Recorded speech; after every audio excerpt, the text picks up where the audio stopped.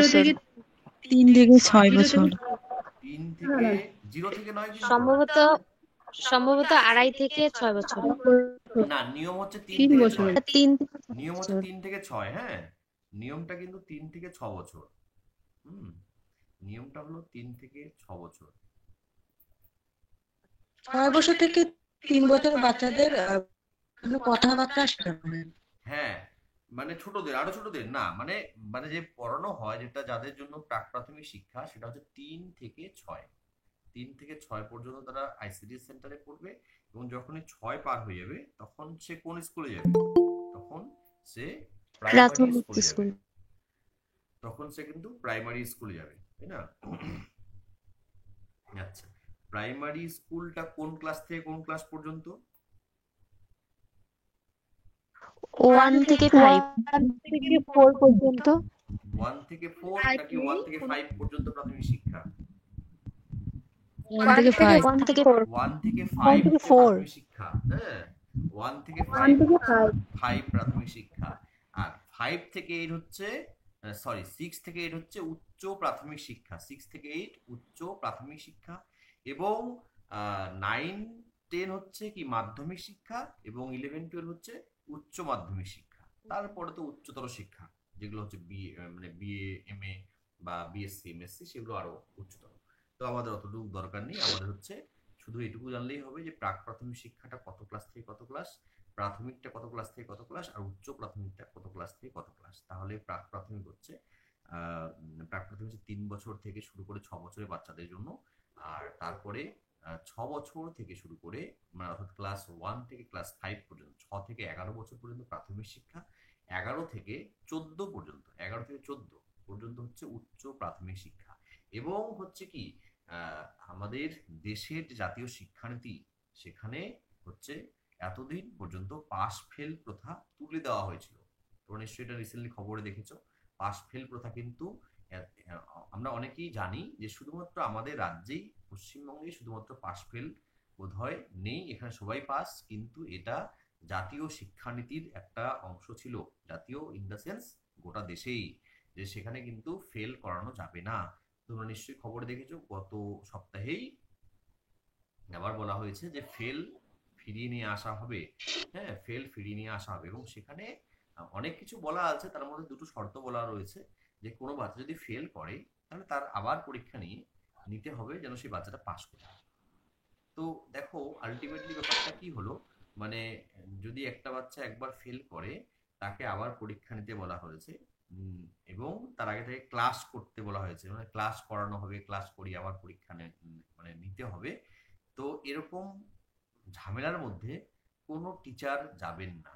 Practically তোমরা যদি দেখো, কেউ কিন্তু যাবে না, যে একটা বাচ্চাকে ফেল করালাম, এখন তার আবার ক্লাস নিতে হবে, নিয়ে তার আবার পরীক্ষা নিতে হবে, তাকে পাস করাতে হবে। তো টিচাররা তো এরকম ঝামেলার মধ্যে যাবেন না। তারা কিন্তু একবারেই বাচ্চাটাকে পাস মার্ক দিয়ে পাস করিয়ে দেবেন।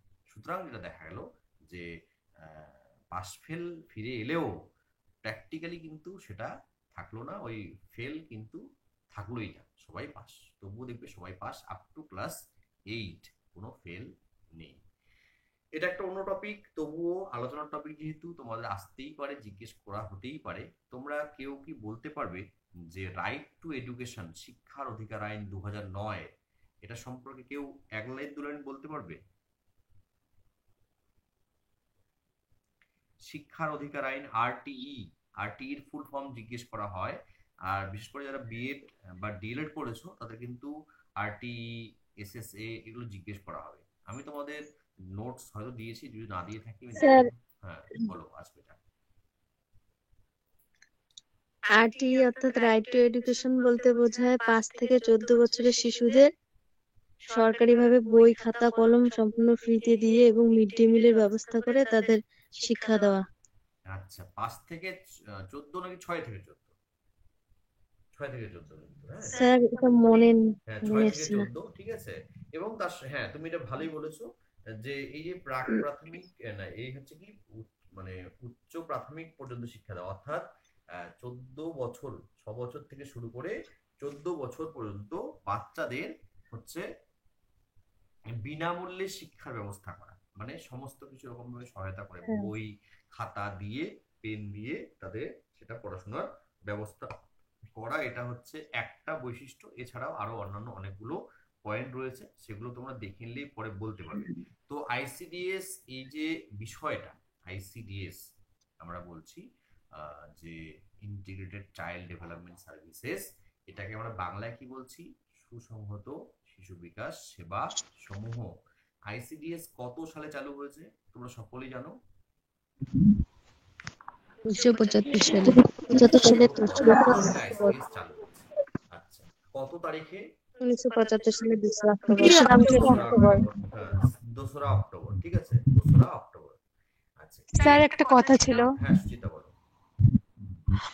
সে 1962 সালে নাকি আইসিএস এর ধারণাটা মিড ডে মিল ধারণা থেকে এসেছিল, কিন্তু মিড ডে মিলই তো শুরু হলো 1995 সালে। ভালো প্রশ্ন করেছো, কনফিউশন। ভালো প্রশ্ন করেছো, এটা উত্তর আছে আমার কাছে, আমার উত্তর আছে, দিচ্ছি। আচ্ছা, তো এবার হচ্ছে এটা বলো যে 2 অক্টোবর আমরা সবাই জানি যে আইসিডিএস চালু হয়েছিল। 2 অক্টোবরে মহাত্মা গান্ধীর জন্মদিন, এটা তোমরা সকলেই জানো নিশ্চয়ই, মোহনদাস করমচাঁদ হ্যাঁ স্যার। গান্ধীর জন্মদিন। আচ্ছা, ইনি ছাড়াও হ্যাঁ স্যার। ইনি ছাড়াও আমাদের দেশের আরো একজন মহান নেতার সেদিন জন্মদিন। প্রশ্ন মহাত্মা গান্ধীকে নিয়ে করে না, প্রশ্ন করা হয় তাকে নিয়ে, যে সেই নামটা কি? মানে 2 অক্টোবরে আর কোন মহান নেতা জন্মগ্রহণ করেছেন মহাত্মা গান্ধী ছাড়া? স্যার আমি দেশের বর্তমান প্রধানমন্ত্রী নরেন্দ্র মোদী আসার পরে এটা চালু হয়েছে 2 অক্টোবরে, মানে ওটা আছেই, যেটা আছে সেটা আছেই। সঙ্গে স্বচ্ছ ভারত অভিযান, নিশ্চয়ই তোমরা এই টার্মটা শুনেছো, স্বচ্ছ ভারত অভিযান, সেটাও কিন্তু 2 অক্টোবরে পালন করা হয়। হলো? তাহলে মানে কি হলো ব্যাপারটা, যে কিছু কিছু বিষয় আছে যেগুলো নিয়ে খুঁটিয়ে খুঁটিয়ে নোট দেওয়াটা পসিবল নয়। সেজন্য ক্লাস করলে যেটা হবে, এক তো তোমাদের পড়া এখান থেকে অনেকটা হয়ে যাবে, 2 নম্বর হচ্ছে যে তোমরা যতই নোট পড়ো না কেন, কিছু প্রশ্ন মনের মধ্যে থেকেই যাবে। যেমন সুচিতা ও বলল যে স্যার, বলা হচ্ছে যে 1975 সালের আইসিডিএস এর ধারণা 1962 সালের মিড ডে মিল থেকে এসেছে। তো কেমন করে এসেছে? অ্যাকচুয়ালি সারা দেশে মিড ডে মিল চালু হয়েছে 1995 সালে, সারা দেশে। কিন্তু মিড ডে মিল তার আগেও চালু ছিল, এতটা ব্যাপকভাবে হয়তো ছিল না, কিন্তু তার আগেও চালু ছিল। 1960 সাল 1960 নাগাদ তামিলনাড়ুর তৎকালীন সিএম, তামিলনাড়ুর মুখ্যমন্ত্রী, যার নাম হচ্ছে এ কামরাজ। কে কামরাজ, কে কামরাজ, তামিলনাড়ুর তখন মুখ্যমন্ত্রী ছিলেন 1960 সালে। তিনি হচ্ছে তখন তার রাজ্যে বাচ্চাদের জন্য এই দুপুরের খাবারের আয়োজন করতেন। তো মিড ডে মিল শব্দটার অর্থই হচ্ছে দুপুরের খাবার, হ্যাঁ, বা লাঞ্চ, যেটাকে আমরা এক কথায় বলি এখন আমাদের অন্য ধরনের টার্মে। বাট সেটা হচ্ছে তখনই চালু ছিল এই বিষয়টা, মিড ডে মিলটা। তো সেই ধারণা থেকে হচ্ছে আইসিডিএস ধারণাটা এসছে, যে আইসিডিএস চালু করেও বাচ্চাদের পুষ্টির ব্যবস্থা করা যেতে পারে। হ্যাঁ, তো এই যে কামরাজ, এই কামরাজকে বলা হয় মিড ডে মিলের জনক। কামরাজকে বলা হয় মিড ডে মিলের জনক, যিনি 1960 সাল নাগাদ তার রাজ্যে হচ্ছে এই মিড ডে মিল চালু করেছিলেন। এবং সেইখান থেকেই হচ্ছে কথাটা বলা হয় যে 1962 সালে যেটা ব্যাপক আকার ধারণ করেছিল। তো এবং 1995 সালে গিয়ে হচ্ছে সারা দেশে মিড ডে মিল চালু হয়েছে। তো যেহেতু 1962 সালে সেই রাজ্যে মিড ডে মিলটা আরো একটু বড় আকার ধারণ করেছিল, তার জন্য বলা হয় যে 1975 সালের আইসিডিএস ধারণাটি 1962 সালের মিড ডে মিলের ধারণা থেকে এসেছে। সুচেতা ক্লিয়ার হলো? বাকিদেরও আশা করি ক্লিয়ার হলো, যারা জানতে হ্যাঁ, চান। হ্যাঁ, আচ্ছা, এই গেল একটা বিষয়। নেক্সট বিষয় হচ্ছে যে আইসিডিএস যখন চালু হয়েছিল, হ্যাঁ, যখন আইসিডিএস চালু হয়েছিল তখন কতগুলো জায়গাতে আইসিডিএস চালু হয়েছিল, কতগুলো প্রজেক্টে? দুটি জায়গায়। 33টি প্রজেক্ট নিয়ে। সারা দেশে হচ্ছে 33টি জায়গাতে, 33টি মানে প্রজেক্ট। প্রজেক্টে, হ্যাঁ, প্রজেক্ট ইন দ্য সেন্স মানে 33টা সিডিপিও অফিস তখন আর কি মোটামুটি ছিল, যেটাকে আমরা এখন প্রজেক্ট অফিস, সিডিপিও অফিস বলছি। তো সেটাই প্রজেক্ট। তো 33টা প্রজেক্টে সারা দেশে চালু হয়েছিল। এবং একই দিনে অনেকে কিন্তু ধারণা আছে, অনেকে গুগল করে পেয়েছে যে দিল্লির জামা মসজিদে প্রথম চালু হয়েছিল। হ্যাঁ, অনেকে গুগল করে সেটা পেয়েছে, আমি আগের ক্লাসগুলো দেখেছি। তো তো সেটা যদি আরো একটু ভালো করে সেই আর্টিকেলটা পড়া যায়, তাহলে দেখা যাবে যে দিল্লির জামা মসজিদ বলে যে এরিয়াটা রয়েছে, সেখানে দিল্লির মধ্যে প্রথমে সেখানে চালু হয়েছে। দিল্লি রাজ্যটা, দিল্লি তো একটা রাজ্য, এনসিআর। তো দিল্লির রাজ্যের মধ্যে, হ্যাঁ, সেখানে ন্যাশনাল ক্যাপিটাল রয়েছে এনসিআর। তো দিল্লি রাজ্যটার মধ্যে সেখানে প্রথম জামা মসজিদ যে এরিয়াটা আছে সেখানে চালু হয়েছিল। এর পিছনে হয়তো কোনো কারণ রয়েছে, আমরা সেই কারণটাতে আর যাইনি। আর পশ্চিমবঙ্গে চালু হয়েছে দুটো জায়গায়। পশ্চিমবঙ্গে দুটো জায়গায়, কোথায় কোথায় বলো? পুরুলিয়ার আর কলকাতা পুরুলিয়ার মানবাজারে এবং কলকাতার কলকাতার খিদিরপুরে। এখন প্রশ্ন সেটা নয়, খিদিরপুরে। এই প্রশ্ন সবাই জানে, এই উত্তর তোমরা সকলেই জানো। কেউ আমাকে একটু দু লাইনে বলো যে কেন এই দুটো জায়গাকে বেছে নেওয়া হয়েছিল। কারণ হচ্ছে যদি কখনো প্রশ্ন কেউ করে যে সারা ভারত, মানে সারা ভারতের মধ্যে প্রথম কোথায় চালু হয়েছিল, তোমরা কিন্তু এটার উত্তর যদি কেউ দিয়ে দাও যে সারা ভারতের মধ্যে প্রথম চালু হয়েছিল দিল্লিতে, বা সারা ভারতের মধ্যে প্রথম চালু হয়েছিল খিদিরপুরে, তাহলে কিন্তু উত্তরটা ভুল হবে। অপুষ্টি দূরীকরণ, অপুষ্টি দূরীকরণ এই দুটো উদ্দেশ্য নিয়ে চালু হয়েছিল। এখন তো অনেকগুলো লক্ষ্য রাখা হয়েছে, যেমন ভ্যাকসিনেশনের কাজটাকে এখানে ঢুকিয়ে দেওয়া হয়েছে। যদিও যদি আমরা কার্যক্ষেত্রে দেখি, তাহলে কিন্তু ভ্যাকসিনেশনটা আর অঙ্গনওয়াড়ি সেন্টারের সঙ্গে এখন আর সেরকম ভাবে যুক্ত নয় প্রত্যক্ষভাবে, তাই না? এখন কি অঙ্গনওয়াড়ি সেন্টারে ভ্যাকসিনেশনটা হয়? অঙ্গনওয়াড়ি সেন্টারে কি এখন হেলথ সেন্টারে হয়? তার মানে কি, হ্যাঁ, তার মানে কিন্তু এটা কিন্তু এখন আস্তে আস্তে সরে গিয়েছে। বইয়ের মধ্যে আমরা তো পড়ছি যে ভ্যাকসিনেশন বা ইমিউনাইজেশন পড়ছি, টিকাকরণ পড়ছি, কিন্তু প্র্যাকটিক্যালি যদি আমরা খেয়াল করি, তাহলে কিন্তু দেখা যাবে যে এটা এখন অঙ্গনওয়াড়ি সেন্টার থেকে সম্পূর্ণ বেরিয়ে গিয়ে সেটা এখন চলে গিয়েছে কোথায়, মানে অল্প একটু পার্ট আছে, কোথায় আছে সেটাও বলে দিচ্ছি। মানে সেটা কিন্তু হেলথ সেন্টারে হয়। আগে অঙ্গনওয়াড়ি সেন্টারে ওষুধ দেওয়া হতো, যেমন জ্বরের ওষুধ দেওয়া হতো, পেট খারাপের ওষুধ দেওয়া হতো, তারপরে চুলকানির স্কাবিল দেওয়া হতো, চুলকানির অনেকেই দেখেছো, লাল ওষুধ দেওয়া হতো, লাল ওষুধ। তারপরে কৃমির ওষুধ দেওয়া হতো। এখন অঙ্গনওয়াড়ি সেন্টারে কোনো ওষুধ দেওয়া হয় না। আইএফএ ট্যাবলেট দেওয়া হতো, এখন আইএফএ ট্যাবলেট কিন্তু অঙ্গনওয়াড়ি সেন্টারে দেওয়া হয় না। যদি ইন্টারভিউতে জিজ্ঞেস করা হয় যে আইএফএ ট্যাবলেট কোথা থেকে দেওয়া হয়, তোমরা কিন্তু কেউ ভুল করেও বলবে না যে অঙ্গনওয়াড়ি সেন্টার থেকে দেওয়া হয়। আইএফএ ট্যাবলেট দেওয়া হয় সুস্বাস্থ্য কেন্দ্র থেকে, মানে হেলথ সেন্টার থেকে, বা স্বাস্থ্য কেন্দ্র বললেও হবে। এবং তোমরা জানো এটাও যে স্কুল থেকেও কিন্তু আইএফএ ট্যাবলেট দেওয়া হয়। হ্যাঁ, হাই স্কুলগুলোতেও আইএফএ ট্যাবলেট দেওয়া হয়। একদম 12 পর্যন্ত মেয়েদের, 5 থেকে শুরু করে 12 পর্যন্ত মেয়েদের আইএফএ ট্যাবলেট সেখান থেকে দেওয়া হয়। তো আমাদের উত্তরটা হবে যে সুস্বাস্থ্য কেন্দ্র থেকে আইএফএ ট্যাবলেট দেওয়া হয়। আইএফএ ফুল ফর্ম কি? Iron and folic acid. Iron and folic acid, ঠিক আছে। হ্যাঁ, তো এটা হচ্ছে মেইনলি এটা মহিলাদের জন্য, আয়রন মানে ফলিক কিশোরী অ্যাসিড। বলো, মহিলা গর্ভবতী বলো, বা প্রসূতি বলো, বা মহিলা বলো, এদের জন্য এটা ভীষণ দরকারি একটা জিনিস। আয়রনের ঘাটতি হলে অনেক ধরনের সমস্যা হয়। তো সেই জন্য এই আয়রন এবং ফলিক অ্যাসিড ট্যাবলেট দেওয়া হতো। এটা আমাদের দেশে কোথাও না কোথাও সাহায্য ঠিকই পাঠায়। যেমন যখন বাংলাদেশে করোনা হয়েছিল, তখন আমাদের দেশ থেকে এখান থেকে ভ্যাকসিনেশন গিয়েছিল, মানে ভ্যাকসিন গুলো পাঠানো হতো, বা অন্যান্য অনেক কিছু জিনিস পাঠানো হতো। তো সাহায্য তো হয়েই যায়, কেউ না কেউ কাউকে না কাউকে কোনো না কোনো ভাবে সাহায্য করে। আমরা কোথা থেকে হয়তো সাহায্য পাচ্ছি, আমরা কাউকে সাহায্য করছি। তো এভাবে অল্টারনেট হয় জিনিসগুলো, ইন্টারচেঞ্জ হয় বা এক্সচেঞ্জ হয়। এখন ইউনিসেফের একটা বড় ভূমিকা রয়েছে আইসিডিএস সেন্টারগুলোতে। ইউনিসেফের একটা বড় ভূমিকা রয়েছে আইসিডিএস সেন্টারগুলোতে।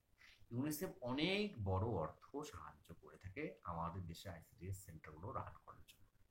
ফল বেরিয়ে আসবে যে আমরা কত ভালো আছি, সেখানকার লোকেরা কত কষ্ট করে খাওয়া দাওয়া করে। হ্যাঁ, তো এই ইউনিসেফ হচ্ছে একই রকম ভাবে, দাঁড়াও আমি আজকে একটা শুনছি, এই ইউনিসেফ হচ্ছে একই রকম ভাবে এখনো হচ্ছে আইসিডিএস এর সঙ্গে যুক্ত। যেহেতু এটা শিশুদের হচ্ছে জন্য একটা আমাদের দেশে কার্যক্রম, একটা অনেক বড় একটা প্রোগ্রাম। তো এখানে ইউনিসেফের একটা বড় ভূমিকা রয়েছে, তারা এখনো বিভিন্ন রকম ভাবে এখানে সাহায্য করে। সেটা ভ্যাকসিনেশনের বিষয়ে হোক, সেটা খাবার দাবারের বিষয়ে হোক, অর্থকরী বিষয়ে সাহায্য করে। আবার কে রয়েছে, আবার হচ্ছে WHO, world health organisation. World health organisation কারা?